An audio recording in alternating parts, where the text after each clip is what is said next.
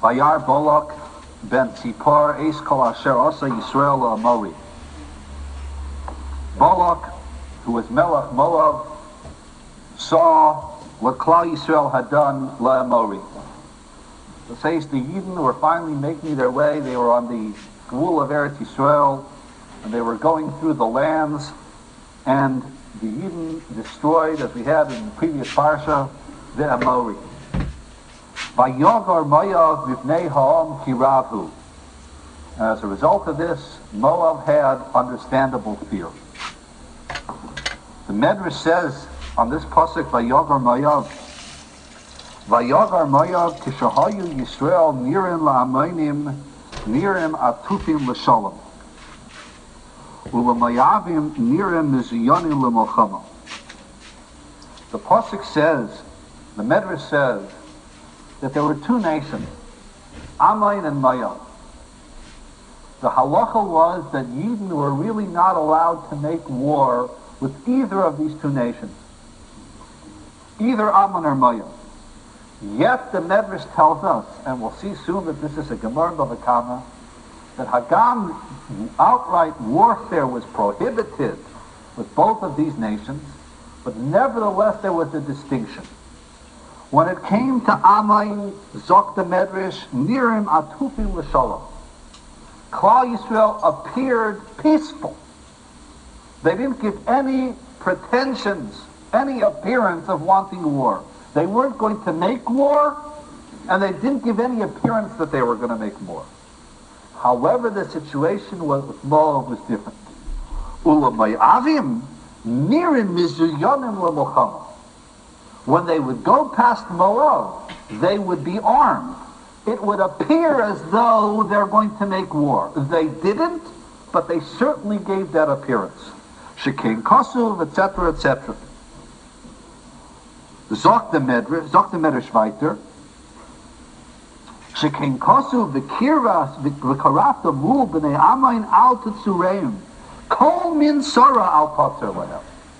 Zok the Medrash that by Moav they were commanded, don't start up with all of them. Don't have warfare with them. Don't make warfare. Don't look like you're making warfare. Be totally peaceful to Ammon.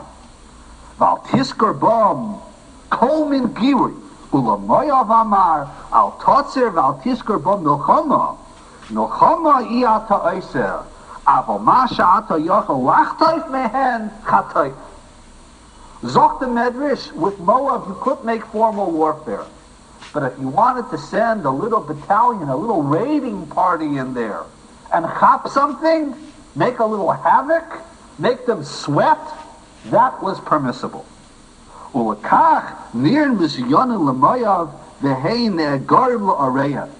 that's why they appeared, when they went past Moav, they were armed, because they wanted them to sweat.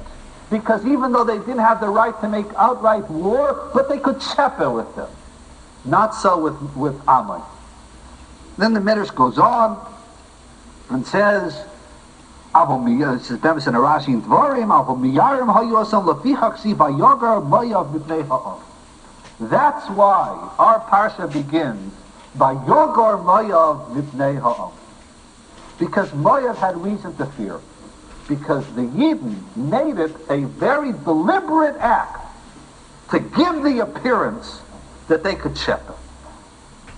This also is a Beferish Gemara in Bava Kama. The Gemara says in Bava Kama, on Lameches on the days, Omar Rav Chia bar Abba, Omar Rav Yechanan, Ein HaKadosh Baruch Hu mekapeach schar kol beria. The Gemara in Bava Kama tells us, what was the difference for this approach? Why was it that Ammon, they weren't to make war, they weren't even to give the appearance of war, they weren't even allowed to start up at all? Moav, on the other hand, warfare, no, but raiding parties, guerrilla warfare, chepping, making them sweat, that was mutter. Why? Amar Rav Chia bar Abba, Amar Rav Yechanan, Ein HaKadosh Baruch Hu mekapeach schar kol beria. The reason for the distinction was because the Rebbeinu Shalom pays back for every good deed. Afilu schar sicha noya. even for as little an act as how one expresses something, the Rebbeinu Shalom pays back.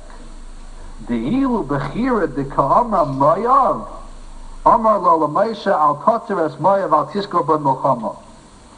But tzeira de ka'amra ben ami, afilu kol gira yosef. Zok the Medrash, that this difference in approach, this Dr. Gemara, goes back to a difference of thousands of years.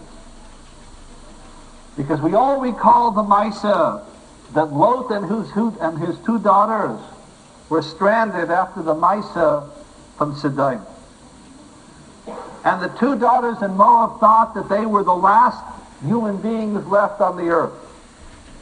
And therefore, Lot's two daughters had relations with him that night and gave birth subsequently to two children. The first daughter, the older daughter, had relations with her own father and fathered a child, and she called him Moav, meaning May of. This child, you know where he's from? From my father. She had no inhibitions, no compunctions about letting the world know where this child was from.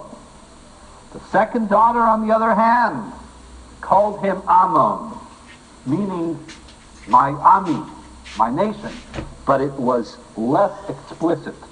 She didn't advertise to the world, you see this kid, he's the product of incest. For that small little Edelkeit, for that sneeze, that she brazenly said, Moab, and the younger daughter wanted to hide it, wanted to disguise it. So hundreds of years later, when they came to the Gvul Ammon and the Gvul Moav, you weren't allowed to make Milchama with either. But Moav, you could start up with. Ammon, don't even start up with. Weiter. Zok the Zohar.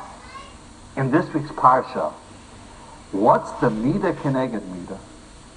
Why is it that because she went ahead and said Moav and brazenly advertised this to the world, so therefore Yidden were allowed to start up with them, if not make Milchama?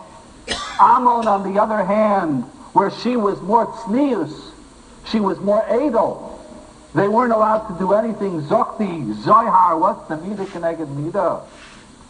Zokti Zohar, because chutzpah begets chutzpah.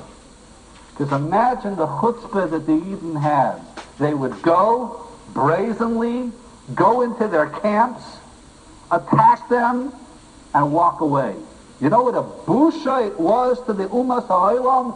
Here Moab can't even defend itself because of the chutzpah that their matriarch had demonstrated hundreds of years earlier. So they were subject to that chutzpah. The Yidden could have on with them.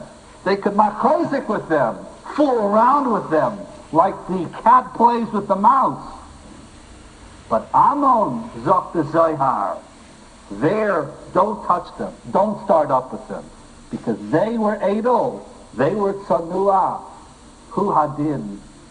You have to be edel with them. So I think Rabbi Isai liegt in here a gewaldige Musar Haskel. And it's a gewaldige Musar Haskel for our times. What do you see over here? You see that two people committed the same heinous act. Both of them had relations with their father, Baal Bitoi. Both of them were guilty of incest. Both of them fathered what in effect is a mamzer. And yet, the Torah says, Ammon, you have to treat with derech. You have to treat with edelkeit. The same act. Moab, on the other hand, because she was brazen, the same act. But because of her lack of tznius, her lack of edelkeit, the lack of busha, there we want you to show them up. The Musar Haskel, I think, of this is the concept of tznius, the concept of busha. I was listening